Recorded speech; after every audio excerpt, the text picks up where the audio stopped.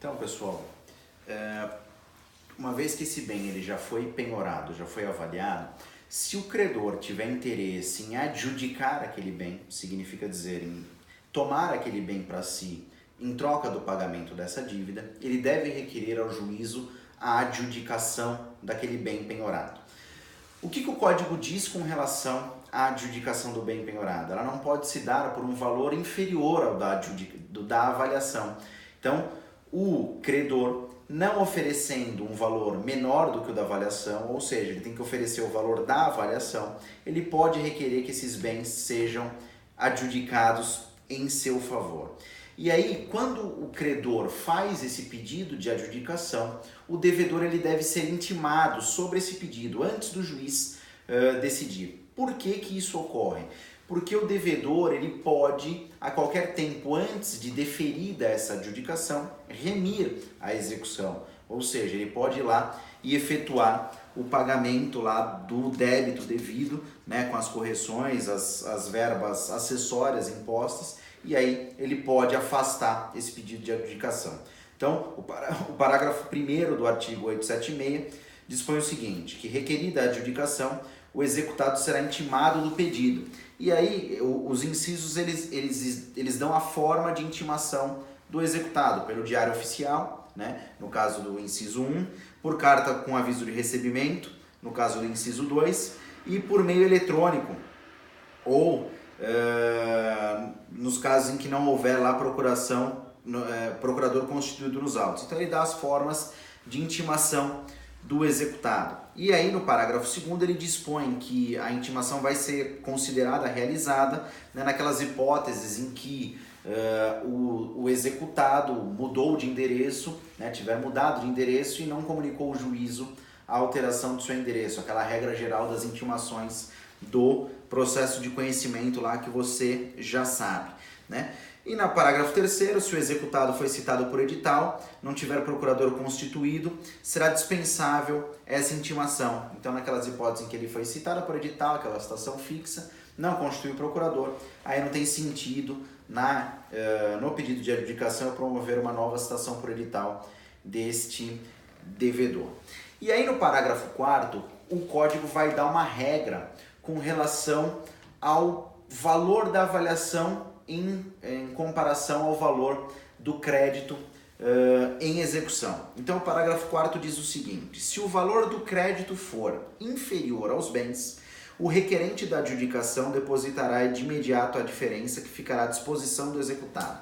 Então imagine o seguinte, eu devo lá na minha execução R$500 mil e o meu patrimônio, meu imóvel penhorado vale R$1 milhão. Se o credor dessa execução quiser adjudicar o meu patrimônio, além dos R$500 mil do crédito dele que ele vai utilizar para pegar esse bem do meu patrimônio, ele deverá depositar a diferença de R$500 mil. Por quê? Porque o valor da avaliação do bem ele é superior ao valor do meu crédito. Portanto, nada mais justo que eu pague, que seja pago, né, no caso o credor, pague a diferença do valor da avaliação para o valor do crédito efetivamente estabelecido. Mas vamos imaginar o seguinte, que o valor do crédito em execução ele seja superior ao valor do bem. Então, no caso do meu imóvel que vale R$500 mil, mas a minha dívida ela é de R$1 milhão. Nesse caso, o que o credor vai fazer? Ele vai adjudicar o meu imóvel por R$500 mil e vai prosseguir nessa execução pela diferença dos 500. Por quê? Porque o meu bem penhorado não foi suficiente para efetivar lá a quitação daquela dívida, daquela execução. Então, você já sabe que eu preciso, feito o pedido de adjudicação, eu preciso intimar o devedor pelas formas previstas no parágrafo 1º. Realizado esse pedido, né, se o valor do meu crédito for superior ao valor do bem, eu prossigo na diferença. E se o valor do meu crédito for inferior ao valor do bem penhorado, eu tenho que depositar lá a diferença do valor do crédito para o valor da avaliação. O parágrafo 5º, ele vai estabelecer quais as pessoas que podem também requerer a adjudicação desse bem concorrentemente com o credor. Então ele diz o seguinte, idêntico direito, ou seja, direito de pedir a adjudicação, pode ser exercido por aqueles indicados no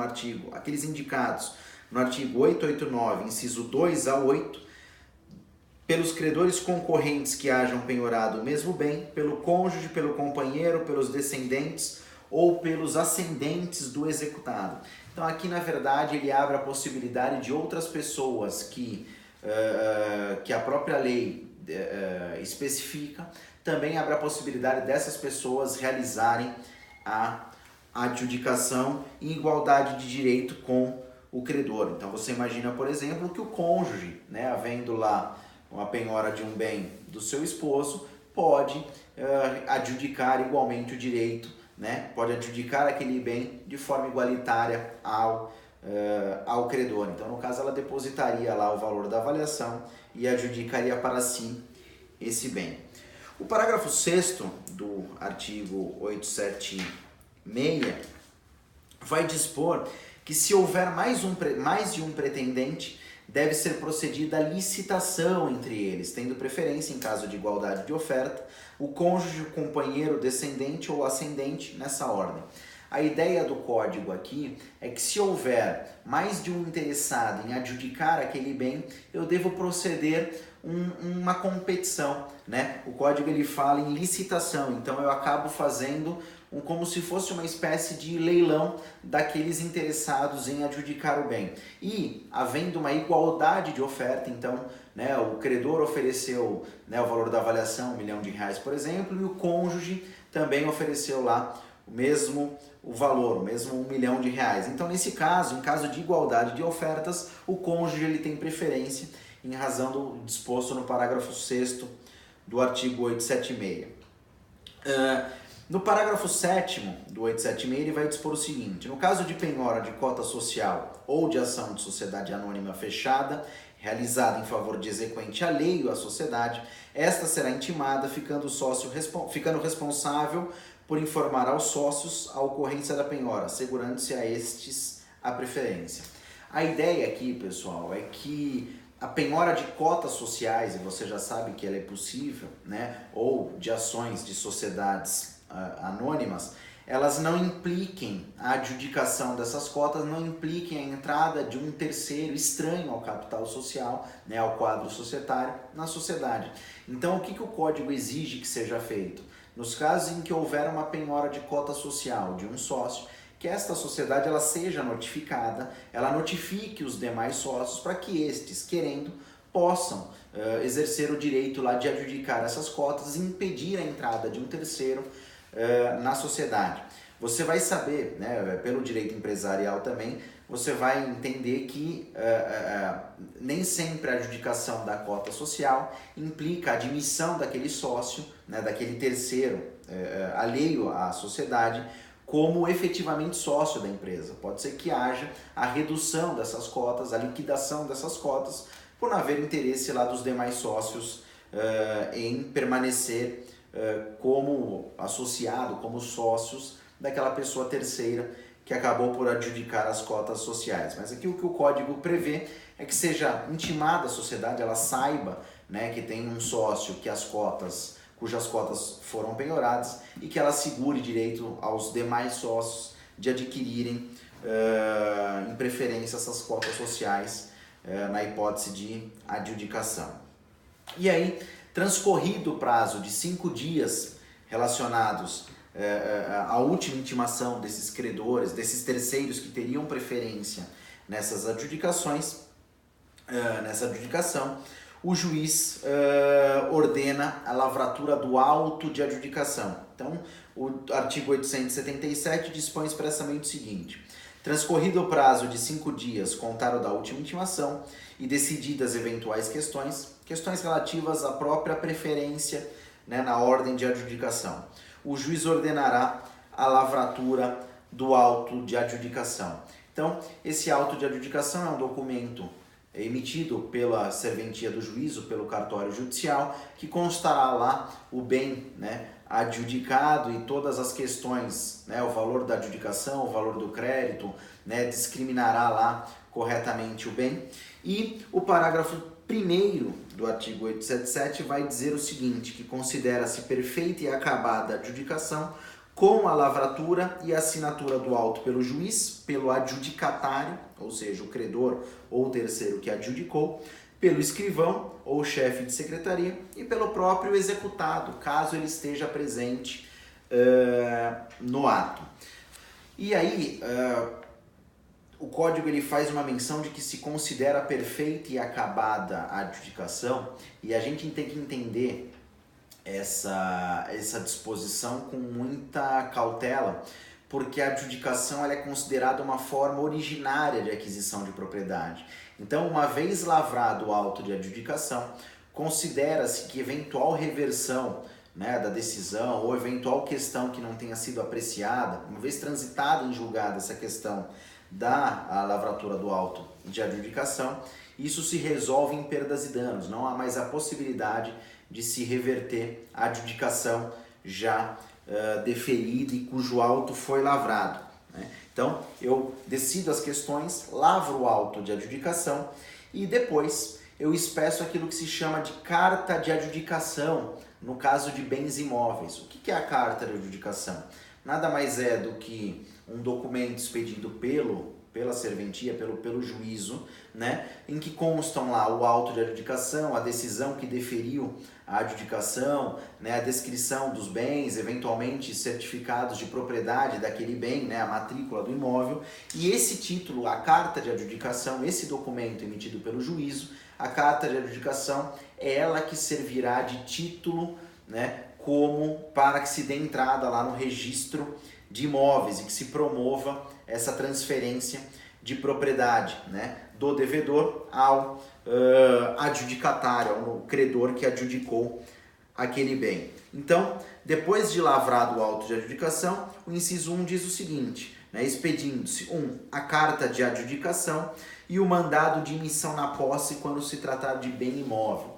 O mandado de imissão na posse, isso foi uma novidade do CPC de 2015, que foi muito feliz, porque, veja, o adjudicatário, ele tem a propriedade daquele bem, né, com o registro da carta de adjudicação, ele passa a ter a propriedade daquele bem, mas ele nunca teve posse.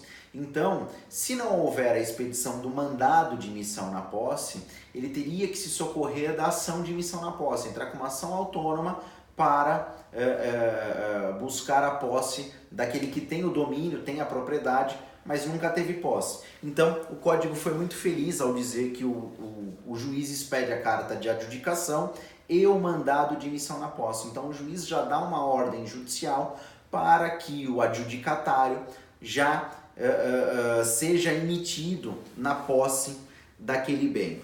E a segunda hipótese do parágrafo 1º do 877, ele diz lá que vai se expedir a ordem de entrega ao adjudicatário quando se tratar de bem móvel, né? Quando se tratar de um veículo, por exemplo, um bem móvel, eu não preciso expedir a carta de adjudicação, que é um documento específico para levar ao registro imobiliário. Eu expresso lá uma ordem de entrega, um mandado de entrega, e esse mandado de entrega ele vai ter força lá para ser cumprido pelos oficiais de justiça e buscar aquele bem imóvel na posse do devedor ou com quem quer que ele esteja.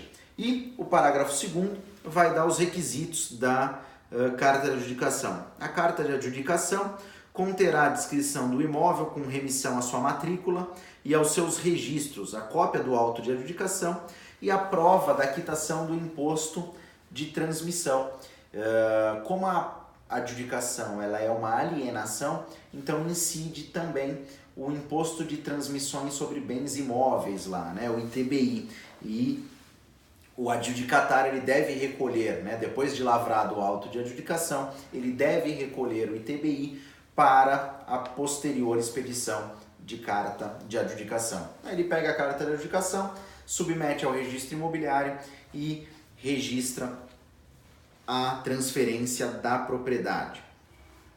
O parágrafo 3º do 877, ele diz o seguinte: no caso de penhora de bem hipotecado, o executado poderá remi-lo até a assinatura do auto de adjudicação, oferecendo preço igual ao da avaliação, se não tiver havido licitantes ao de maior lance oferecido. São as hipóteses em que o próprio executado ele pode remir essa dívida no caso das garantias hipotecárias, né, de penhora do bem hipotecado, nas execuções hipotecárias. O parágrafo 4º vai dizer o seguinte: na hipótese de falência ou de insolvência do devedor hipotecário, o direito de remissão, esse direito de pagar lá a dívida e adjudicar o bem, previsto no parágrafo 3º, será deferido à massa ou aos credores em concurso, não podendo o exequente recusar o preço da avaliação do imóvel. Então, a massa ou os credores em concurso, eles têm direito de remir a execução no lugar lá do credor, do devedor do devedor hipotecário que faliu, que teve sua falência decretada. E aí o 878, finalizando a questão da adjudicação, o 878 diz o seguinte: frustradas as tentativas de alienação do bem, será reaberta a oportunidade para requerimento de adjudicação, caso em que também se poderá pleitear a realização de nova avaliação. Então a gente vai ver que a primeira hipótese de expropriação do bem é a adjudicação, mas se ela não for realizada, eu passo lá as hipóteses de alienação do bem efetivamente, ou por força particular, por iniciativa particular, ou em asta pública, e quando essa alienação em asta pública ou por iniciativa particular não tiver sido realizada, não foi possível concretizá-la, não houve interesse, né, o credor pode, depois disso, depois de frustrada essa tentativa, ele pode requerer novamente a adjudicação, requerer a adjudicação e também poderá pleitear lá uma nova avaliação naquelas hipóteses, em caso de redução, aumento, né, do valor do bem, caso tenha havido alguma intercorrência nesse ponto, tá bom? Então são essas as questões importantes da adjudicação. Eu espero que você tenha gostado aí da nossa aula e curta nossos vídeos e assista mais o nosso conteúdo. Muito obrigado.